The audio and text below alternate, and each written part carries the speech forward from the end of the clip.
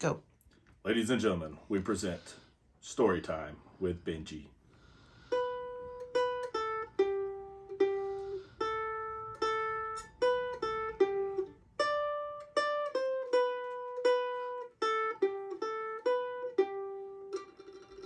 Very good, Maestro. Thank you, thank you. I'll be here all week. Okie dokie. Well, it's been a long time since I've read a little story book, and I think it's about time to do it again. It's been a good while. And this one I have not read, but it looks very interesting. Interesting, however you want to say it. And the name of this book is How Full Is Your Bucket? It's written by Tom Rath and Maurie Manning. Illustrated by Maurie Manning. Let's look at the cover of that. Looks like he's thinking about something, don't it? Let's see what's in here. Again, I hadn't read this one, so we'll learn this one together. Let's see here if I can get my old hands to work. Felix was putting one of the last blocks on his tower when his little sister came in. "I want to build with you," she said. Felix scowled. "Go away, you're too little." Let's take a look at that one right there, kind of see what's going on. Looks like little sister wanted to just play with him, and he kind of got a little aggravated at her. And it looks like a dog's made a big mess on the floor, but we'll let that go for now. "I'm big. Stay back, you'll knock it over. I can be very careful. Go play with your baby toys, Anna." And it looks like Anna was having some pretty bad thoughts about Felix. And then down here, she looks like she's daydreaming of just knocking his block tower over. Let's take a look at that so we can kind of see what she was thinking. Can you see that? Looked like she's having some pretty mean thoughts about brother. That's not too good. Grandpa shook his head. "Felix, you just dipped from your sister's bucket. Like everyone else, Anna has an invisible bucket. When it's empty, she feels bad. But when it's full, she feels great. Don't you ever notice your own bucket?" I wonder what Grandpa meant by that. I bet he's trying to teach him something. Invisible bucket? Sometimes Felix couldn't quite tell when his grandfather was joking. You know, and youngin', you got some older folks in your life. They may say stuff that you don't fully understand right now, but most of the time there's a lesson or they're trying to teach us something.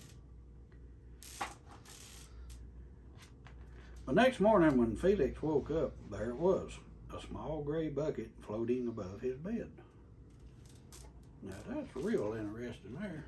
I mean, even the dog saw that one. Let's take a look at that. What do you reckon a bucket was doing floating over his bed? Let's see what we can find out. When Felix came down to have breakfast, his mom was in a hurry. "I've got a meeting this morning, and it's almost time to go. Anna, sit still." Boy, is that not a lot of our mornings? Just everybody rushing and hurrying and don't have time for nothing and just got to hurry up and get gone. Looks like typical of a lot of our mornings, don't it? You know, sometimes it don't hurt just to slow down a minute. We'll get there. Felix slipped and choco wheat scattered across the floor. "Felix," yelled his mom, "you should have used a stool to reach that." Felix could feel his bucket tip and big invisible drips spill out. Drip, drip. "Ha ha," Anna laughed as she crunched the cereal with her shoe. Drip. "Get the broom and clean that up before you miss the bus," scolded Mom. Boy, that sounds familiar, don't it? Hurry up, you're gonna miss the bus. With a school bus honking, Felix quickly swept up the choco wheat and grabbed the last blueberry muffin. But before he could even take one bite, let's look at that too, because these pictures is telling a lot of the story as to what's going on. Looks like they're just tripping over each other and just in such a big hurry.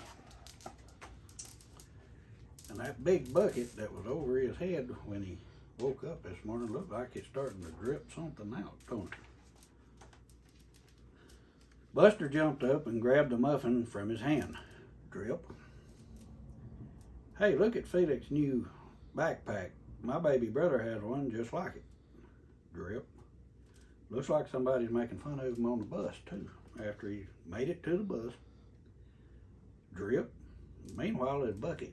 So I wonder what that is keeps dripping out of it. Psst. Felix. Psst. Watch out, Shrimp. Drip. Looks like poor old Felix is having a rough day from the time he got up to through school. I bet many of y'all had the same thing. I know us older folks, too. Sometimes it don't matter, young or old. Your day can seem like just get away from you sometimes. It was still morning and Felix's bucket felt almost empty. You know, I bet his bucket might have been his happiness or joy or something. Kind of seems like that's the way it's going, don't it? But anyway, let's read on and see what the end is here.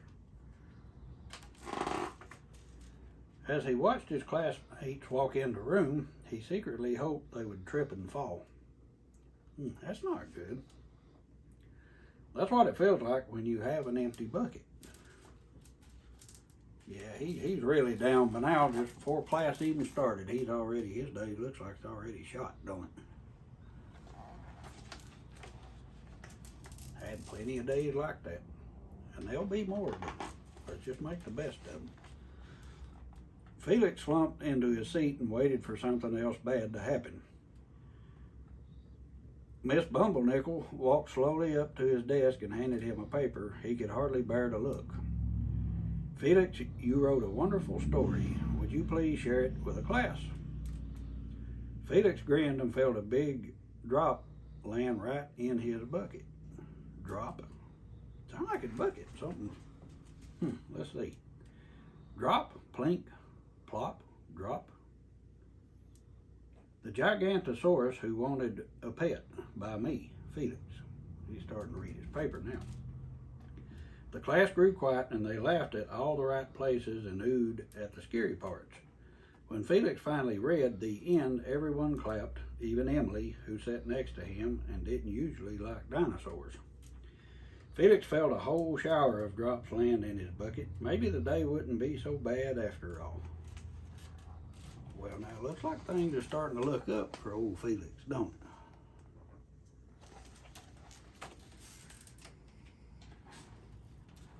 Drop.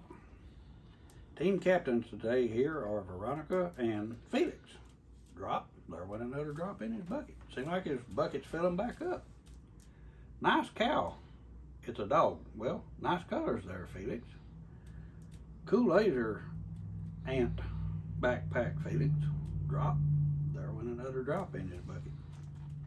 Seemed like his day started out bad with an empty bucket. Seemed like his bucket's starting to fill back up. Just through kind comments and people being kind. And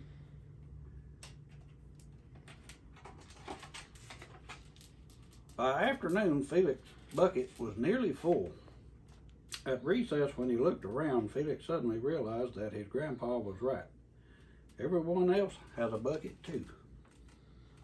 See, the old folks, they usually got a lesson. I know sometimes it may sound silly, the things they're saying, but listen to them. They've been around a while. They know what they're talking about. Drop, drop, let me help you. Drop. Here's your baseball. Catch. Drop. Thanks, dude. Drop, drop, drop. Hi, I'm Felix. First day. Drop. Yes, I'm a Maurie. The strange thing was that for every drop he helped put in someone else's bucket, he felt another drop in his own.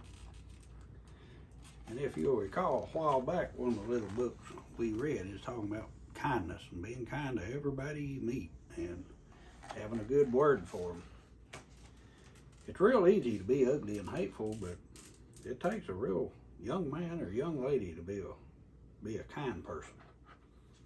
And you never know, the person you run into might be having just as bad a day as you are. When Felix burst through the door after school, he shouted, "You were right, Grandpa. I do have a bucket, and I understand how it works." Then he saw Anna's torn doll. "Bad dog," he almost scolded. But then he thought, dogs might have invisible buckets too. "Your doll will be okay, Anna," said Felix. "Mom will fix her. Until then, do you want to help me build the tallest building in the world with my blocks?" Well, now it looks like little sis is starting to lose some drops out of her bucket. Looks like that old puppy dog just tore her doll all to bits, don't it? But Felix learned a lesson through the day, and he wants to put it to practice and see if he can't fill his little sister's bucket back up. And so they did. And there they are. Both of their buckets is full. So, little lesson from this little book. Again, I always say, young and old, you don't have to be a young person to learn anything from these books. Don't matter if you're having a bad day. Just always be thankful and that we're here another day. And whether it's raining or the sun's shining, it's still a beautiful day. Just think, if it never did rain or the sun never did shine all the time, it takes both. It takes rain and sun. So let's be thankful for each day, rain or shine, and every person you meet, have a kind word for them. If you got nothing to say, just give them a smile. You might be surprised how much that'll help somebody else. And I appreciate all you young folks likes to read our books, and we'll try to do one a little sooner. I know it's been a while, but we'll try to get some more in for too long. Until then, just remember to be kind to everybody you meet, because you never know what kind of day they're having. Bye now.